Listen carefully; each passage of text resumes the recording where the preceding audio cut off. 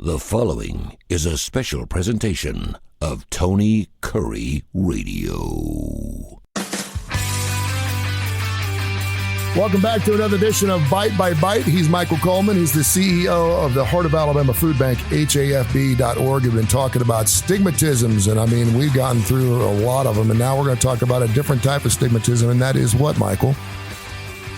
Yeah, we've talked about how the stigmas of food banking in terms of how people view food banks and how we view recipients of those that help. But there's actually some stigmas I'm just going to touch on for a few minutes. Sure. It have to do with the donors and volunteers and people who really are the stakeholders within a food bank organization. Okay. Yeah, so one of the things that right away jumps out is there's a lot of people who are afraid to come get involved in food banking work because ultimately they know they're going to be faced with people who reside in poverty.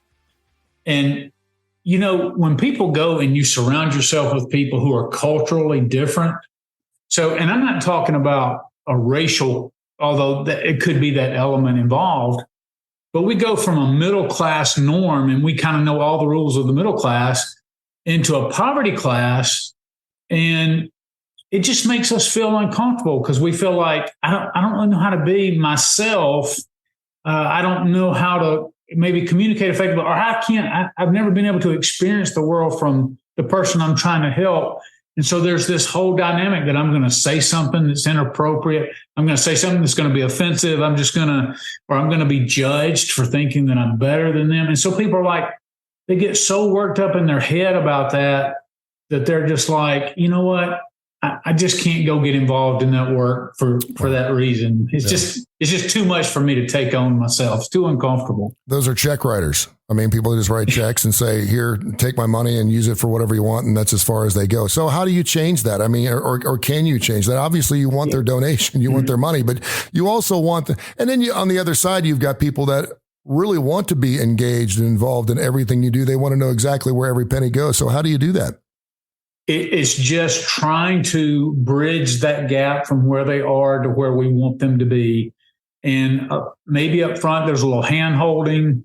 Maybe we try to tell them, we try to coach them. But ultimately, it's about exposure. Probably most of our audience have heard about exposure therapy. Like if I'm afraid to get on an elevator, the doctor says, okay, just stand there, open up, stand on it and step back, and you just keep exposing yourself. And then your brain starts to tell you, well, this fear is not rational. And that's what you'll find when you're around people, because everybody's broken. Everybody's got their issues. Everybody has their challenges. But ultimately, when you peel back humanity, regardless of the class that they're in, regardless of where race is, there's these commonalities of humanity, which is we care about our families. We value being able to take care of ourselves and our families. We care about our neighbors just as a whole. And that may look different in different places. We may use different languages. We may use different ways to express that, or it may manifest itself a little bit differently. But people are just people. And so just coming and being authentic and being yourself. And it's okay to say, hey, I don't have all the answers. And I don't even know, you saying something and say, I don't know if this offends, or help me understand why it offends. Engage people in conversation and say, hey, help me see it from your perspective. Well, the rule goes that if you think something's probably going to be offensive, just keep your mouth shut, maybe ask questions later. And I think that's probably a pretty easy way to go. It's interesting because you have highlighted many different stigmas just over the last couple of Bite by Bites. And the one that we talked about particularly that we have not spoken about on this particular show are the stigmas that people who do give feel like they have a lot more control than they actually have. Can you talk about that stigma as well? Because you do have some people that do it for tax purposes. You have people that do it anonymously, but you also have some people that want people to know that do donate, and we take their money as well. It still spends. But can you talk about the stigmatism that comes along with some people with some pretty big heads that got some self-respect they need? Yeah. And I would tell you, it's funny because that can actually blend over, spill over into the volunteer area as well.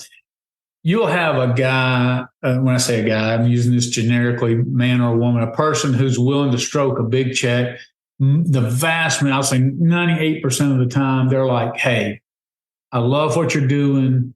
I just want to be a part of the solution. I've been blessed. Here, I want to bless you. Use it however you think is best. And then we have some people who are like, I'll stroke the big check, but I'm going to, it's not just put some restrictions. Some people can say, hey, I want this only to go towards this program, and that's perfectly fine. And when somebody does that, we restrict those funds to be used only for that purpose. But people then feel like there's power to be wielded, mm-hmm. and they might do a follow-up call that asks special things or exert themselves in special ways because they know that the amount of money that they're giving that you don't want to run the risk of. And so they've kind of become a bully. I will tell you, I have run into, but it's been less than 5 over a 12-year period. Yeah. But I will tell you this, what I run into a little bit more often is you get a volunteer who comes in and they're like, and you realize this person is smart. They are really great at organizing things and they really want to be involved. So you give them, but then they get a system set up and it's like they guard it like a mother eagle over her nest. And you're like, you want to talk about zero flexibility. And you're like, hey, I really appreciate this so much. But we're fixing to, do this to the program. We got to do this. And they're like, no, you can't do that. And we're like, well, why not? Well, because I've got it set up. This is my system. And then you're talking about having to part ways with a volunteer. And that has happened just since I've been, that happens way more than you think, where you're like, I so value your appreciation, but you've become a bigger headache than you're helping. And when that happens, I'm sorry, I gotta invite you to go volunteer somewhere else because you're really hurting more than you're helping. You've talked about donors, you've talked about stakeholders, you've talked about all kinds of different stigmas. Any other stigmas out there that you can think of off the top of your head? There's a couple that just jump out at me. One is, and I hadn't really thought about this in a long time, there's some people who I think are a little concerned if they donate, especially purchasing food. Now, I'm going to tell you, if people could understand the level of care we put into food safety and the certifications that we have, there's a national food safety certification that we have to conduct every other year. But we get spot checks. Matter of fact, just yesterday, the Alabama Department of Agriculture did a spot check, unannounced spot check on us. Wow. Going through our warehouse. Food safety, we treat it as a really big deal. But there's, just like in a regular grocery store, something could be distributed that later gets recalled, or there could be problems. And some people, I think, are afraid, come on a board, or you give a large, whether you're like well connected to a food bank. Well, there could be some liability issues down the road. Like if you get sued because you killed somebody from bad food, or made somebody really sick, or was part of spreading whatever it is, that there could be some actual liability part of that. I have not personally encountered that since I've been here. I've not even heard a story about that, but I know that is one of the things in the background in a few donors' minds. And then I will tell you the other thing that I see, and again, these donor stigmas are not plentiful, but they do exist. And I understand this one right here is when you get into, when I got into the nonprofit world, I already had my view of poverty and the view of people that I was serving. And what happens is when you come in with an open mind and you're like, hey, I'm not just here to do some task. I want to understand. I want to grow as a person and have my perspective change and better understand what it is I'm doing and who I'm serving. And so when you get in there and you see the perspective from people in poverty and the barriers that we can't see from the middle class looking out, because it's not barriers that we face every day, your whole mindset begins to change and your perspective begins to change. And then what happens is then you find yourself wanting to fight the system that is not intended to create barriers, but does.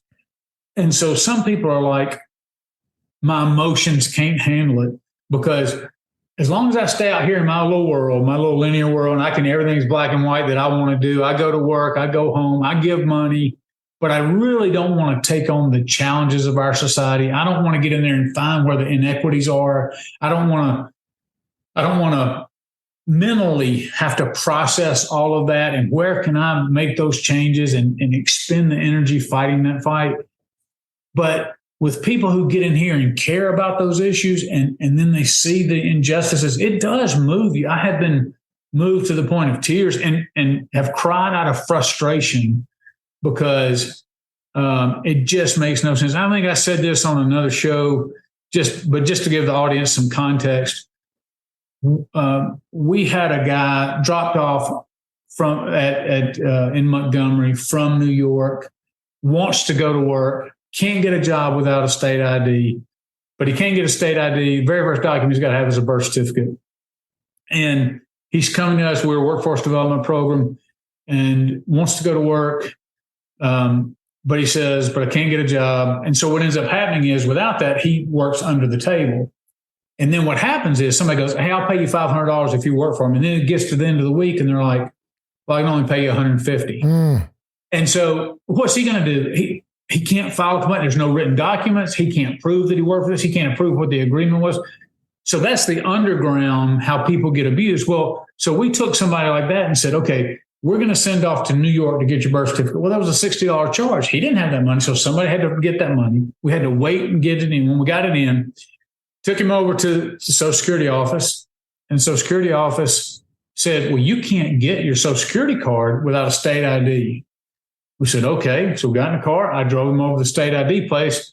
Well, you can't get a state ID without a Social Security card. All right.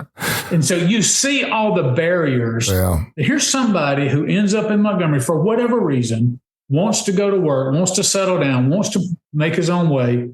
But there's just so many barriers from him being able to get. And most of the people that go through that just go, look, just screw it. They don't have the capacity or they don't have the problem solving skills to navigate their way through it. They're like, I'm trying to be legit. I'm trying to go to work here. I'm trying to be a productive citizen, but I'm having a door slammed in my way every time. So we were able to fight some of these. And I'm like, okay, let me speak to your manager. Let me speak to your direct, and eventually you can do it to where you're pulling the right strings. But those are skills and connections, skill sets that a lot of people in poverty, most people in poverty don't have. They can't navigate that space alone. So I was so mad and so frustrated. And so a lot of people go, that's why I can't be in the work, because it affects me from a health perspective. My mental health deteriorates and it just affects my outlook. I become more pessimistic. I suffer from depression, all that kind of stuff. It actually affects people that way. So one of that is, I can't get involved in this work because I can't change the system. The system's broken and I care, but I can't change it. And so why go there? There's always a way. And I get it. I understand. I hate it, but I get it. There's always a way to figure it out. Great show, Michael Coleman, of course, the CEO of the Heart of Alabama Food Bank, HAFB.org. This is Bite by Bite. This has been a special presentation of Tony Curry Radio.